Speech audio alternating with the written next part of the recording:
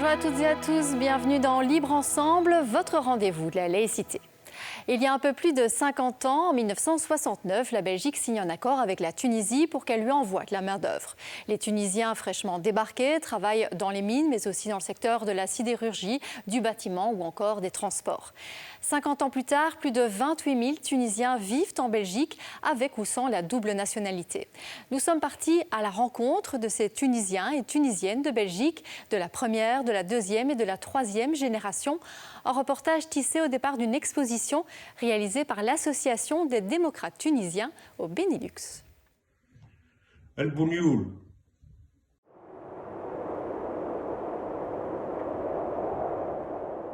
استقبلوك في البداية شغلوك عن النهاية والحفاوة سر غاية أخذوا منك الحصالة وصرت سبب البطالة وبت للركب عطالة جغلوك في الزبالة مثلوك بالحثالة شتموك في كل مقالة.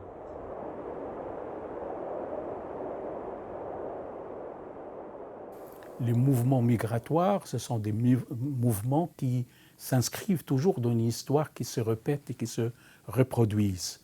Généralement, que ce soit l'histoire des années 40 des Italiens, puis les Espagnols dans les années 50 ou dans les années 60, donc marocaines, turques, puis tunisiennes et d'autres, on va trouver tous les questionnements existentiels des gens qui migrent, qui s'exilent et qui posent en somme-là des questions par rapport à leur accueil, par rapport à leur intégration, par rapport à leur installation définitive ou non, etc. Et donc on va retrouver donc un ensemble des éléments, des registres qui reflètent bien donc l'histoire du mouvement migratoire, quelles que soient les nationalités, quels que soient les pays.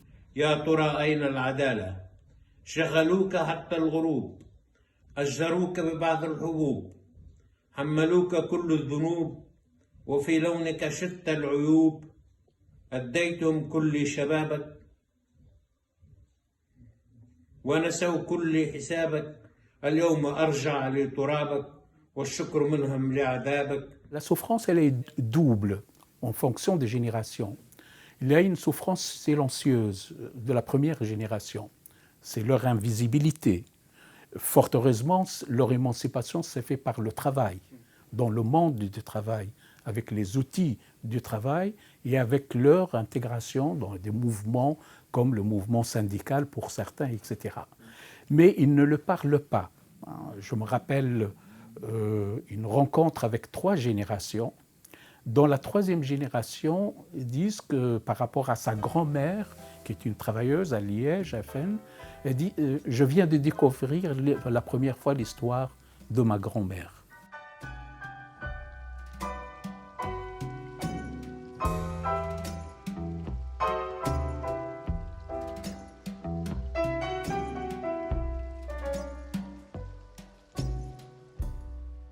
Il pleure dans mon cœur, comme il pleut sur la ville. Quelle est cette langueur qui pénètre mon cœur? Au bruit doux de la pluie, par terre et sur les toits, pour un cœur qui s'ennuie. Oh, le chant de la pluie. Je voulais voir l'autre, je voulais découvrir le monde. J'ai trouvé que là où je suis, c'est peu. J'ai pris vite conscience qu'il y a d'autres personnes, d'autres couleurs, d'autres idées, d'autres...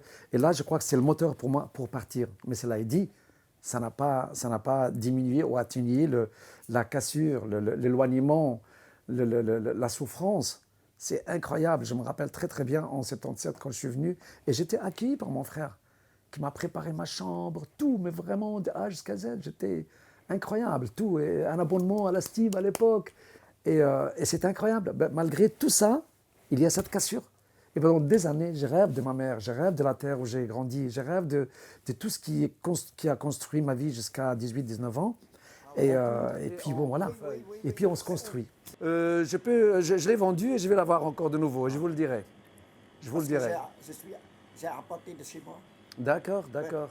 Rappelez-moi encore d'où vous venez. Hein? Rappelez-moi. Moringa. Non, non, vous l'avez apporté de chez vous. De quel pays vous venez encore, rappelez-moi. Je suis cambodgien. Cambodgien, voilà, Oui. voilà, oui, parce qu'on a parlé beaucoup plein de ensemble. moringa. Moi, je suis plus intéressé, c'est que vous me dites, faire un mélange frais Oui, oui. avec l'aloe vera, avec gingembre, avec moringa poudre, Oui. et on a oublié quelque Poudre chose. aussi.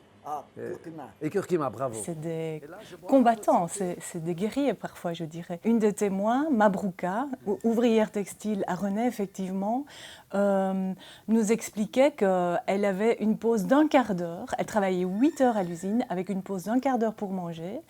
Et peut-être parfois le temps de prendre un café, si la machine était en ordre. Et elle a vraiment souligné, quoi, si la machine était en ordre, en ajoutant, vraiment c'est encore clair dans ma mémoire, en ajoutant que la machine passait avant les hommes et les femmes. Comment on dit merci en cambodgien? Oh, kun. Oh, kun. Oh, kun. Oh, kun. Super. À bientôt. Merci beaucoup. Hein, c'est gentil. Génial. Toute la journée. Écoutez, il y a tellement de gens comme ça. Toute la journée, Pierre. À partir de 2001, il y a eu un racisme banalisé, ouvert, décomplexé. Et ils le vivent et ils en parlent aussi. Donc, alors il y a cette génération plus ancienne qui a l'air de se montrer plus philosophe et qui disent « je suis au-dessus de ça, je ne réagis pas ». Et puis il y a les jeunes qui sont super, qui ne font pas profil bas. Ça, je pense, c'est une grosse différence entre ces trois générations. Il faut voir, parce que bon, notre vie, l'histoire de la Belgique, l'histoire du monde est faite d'immigration. Si chacun est resté chez soi, c'est la stagnation, c'est la mort. Quand je dis le pays, mais dans le pays, il y a plusieurs personnes. Il y a pas mal de gens qui sentent ça, qui savent. Tous ceux qui aident les réfugiés, les étrangers, les gens blessés, qui partent, qui laissent tout. Ça, c'est horrible. Donc il y a des gens qui savent. Des gens qui veulent les aider, ils comprennent cette souffrance qui ne peut jamais s'enlever et on les aide. Mais d'autres qui s'en foutent, ils n'ont jamais quitté. Ils pensent juste à leur...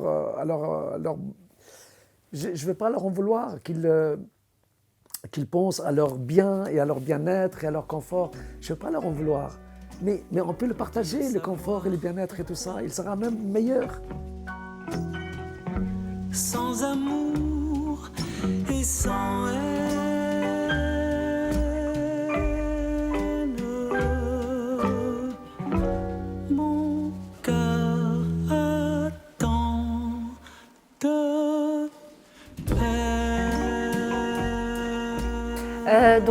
Je commencerai par le commencement. Donc, je suis née à Gand en 1995.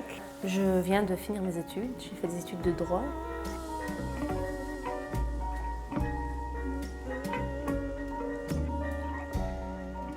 Par exemple, quelqu'un qui me dit « Oh, mais t'es pas belge », et je lui dis « Je suis plus belge que toi, en fait. Je parle le français, le néerlandais. Il n'y a pas plus belge, en fait. Il n'y a pas plus belge. » Et en plus, je peux communiquer avec des gens que toi, tu ne peux même pas communiquer. Donc, genre, tu ne peux même pas communiquer avec ton belge qui est à l'autre côté de la frontière.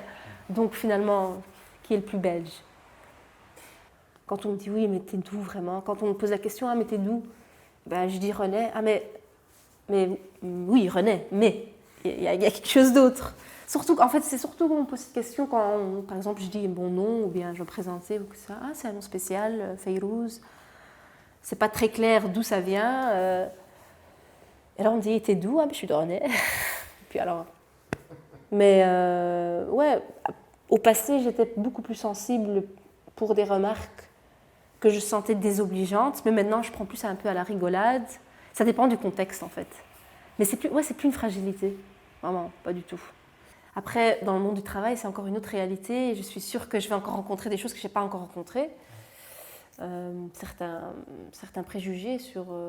Mais après, je suis aussi une femme. Donc, pour la femme aussi, dans le monde du travail, il y a le glass ceiling. Donc c'est vrai que je vais d'office rencontrer des choses qui ne vont pas me plaire. Mais une colère, non, j'ai pas de colère en ce moment. Après, ça peut revenir. Mais là, je suis apaisée. Le début de notre exposition commence par la valise. Une valise, et c'est toujours cette valise, mais peut-être sont des sacs simplement, mais voilà, ça fait partie de la continuité. La discontinuité, c'est par exemple quand on commence à institutionnaliser, et institutionnaliser une forteresse, qui est l'Europe. Il manque encore le mur, mais il y en a certains pays qui ont déjà fait, comme la Hongrie, etc. Et la mise en place d'une nationalisation par le visa. Or, avant, le visa n'existait pas. Pour les Tunisiens, je prends le cas, jusqu'au fin des années 80, il n'y a pas eu de visa. Ça n'a pas posé des problèmes, plus au moins des sans-papiers par rapport à ça. Mais depuis que le visa est nationalisé, il n'y a que d'autres moyens, puisque le mouvement migratoire est un mouvement continu, et donc il reste simplement, en somme là, de transgresser les frontières et de transgresser les institutions, voire même les lois. Et quand on traverse la Méditerranée, c'est une manière de dire que l'immigration, ça continue, et la transgression continue encore dans ce cadre-là. Le visa est l'exemple typique d'une forme de sécurisation ou de fausse sécurisation d'un pays qui se protège contre les barbares ou contre l'autre. On est venu en Belgique pour faire des enfants et des petits-enfants qui vont devenir belges et peut-être chrétiens ou sans religion ou je n'en sais rien. On est venu faire des enfants parce qu'on a quitté nos lieux, même si on garde nos lieux dans la mémoire, primo-arrivant, et puis ça se dissout tout doucement. Tout dépend des degrés de famille. Mais on le remarque parfois dans la deuxième génération, déjà, il n'a plus envie de parler du pays de son père. Je suis d'origine. Mon père est d'origine tunisienne. Il y a d'autres où alors les choses restent plus longtemps, quelques générations, mais c'est condamné à se dissoudre. Ça veut dire, bon voilà, ces enfants-là, et même génétiquement parlant, ils vont se mélanger, ils ne vont plus avoir les types qu'on a mis dans la tête des gens, qu'il faut balayer quand même, qu'un arabe ne ressemble pas à ça, qu'un truc ne ressemble pas à ça.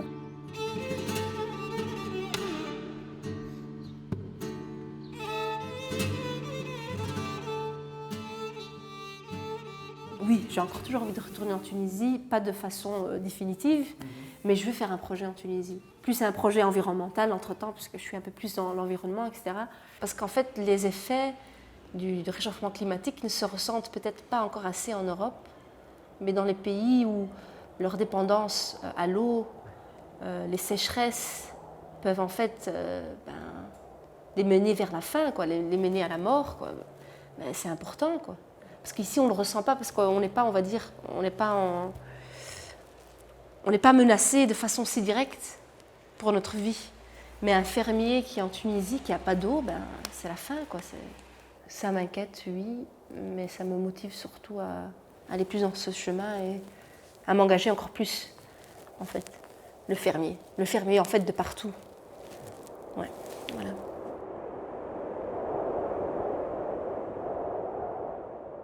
Si vous voulez avoir plus de détails sur cette exposition qui met en avant 50 ans de présence tunisienne en Belgique, je vous invite à vous rendre sur la page Facebook de l'Association des démocrates tunisiens au Benelux.